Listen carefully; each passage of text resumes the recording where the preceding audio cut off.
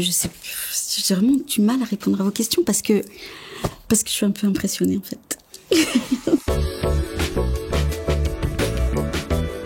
Il n'y a pas de profession dans les papiers d'identité. Sinon, je mettrais chercheur ou chercheuse. Chercheuse d'or. Mettre au point une nouvelle thérapie pour les cancers du sein les plus agressifs. En 2010, en travaillant sur la communication entre les cellules, j'ai découvert une nouvelle protéine que j'ai appelée avec mon équipe Atyp 3.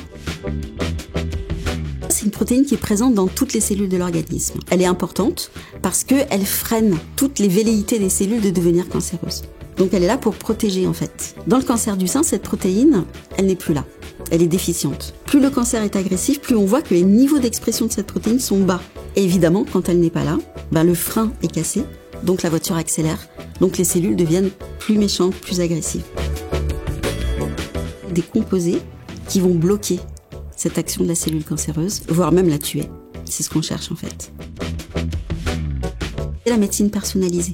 C'est-à-dire qu'à travers l'intelligence artificielle et toutes les analyses des big data sur les tumeurs, on est capable aujourd'hui de dire ok, on va analyser d'un point de vue moléculaire la tumeur de cette patiente et à partir de là, on va trouver le point faible sur lequel on va pouvoir agir. Et pour chaque patiente, le point faible sera différent. C'est pour ça qu'on appelle ça une médecine personnalisée. C'est-à-dire que chaque patiente aura un traitement adapté à son cancer. On ne peut plus travailler comme je le faisais en 1990, avec juste sa petite pipette et son stylo et son crayon. Non, c'est vraiment quelque chose de beaucoup plus coordonné. Il y a beaucoup plus d'analyse à haut débit en fait, plus de plateformes dont on a besoin. Et puis il y a aussi l'intelligence artificielle qui émerge pour aller plus vite. Oui, c'est beaucoup, c'est vraiment bien. Ça va permettre de tranquillement, respirer et avancer plus vite. On fait l'hypothèse et on se dit ouais, ça va être comme ça, Atyp 3 va faire ça, on va trouver telle thérapie. Et puis à l'arrivée, en fait, c'est le contraire. Ou c'est pas du tout ça. Et là, mais c'est avec ce genre de frustration qu'on avance aussi. Donc c'est des frustrations positives. C'est d'élaborer des idées et de les tester. Si en plus, ces idées peuvent permettre de sauver des vies,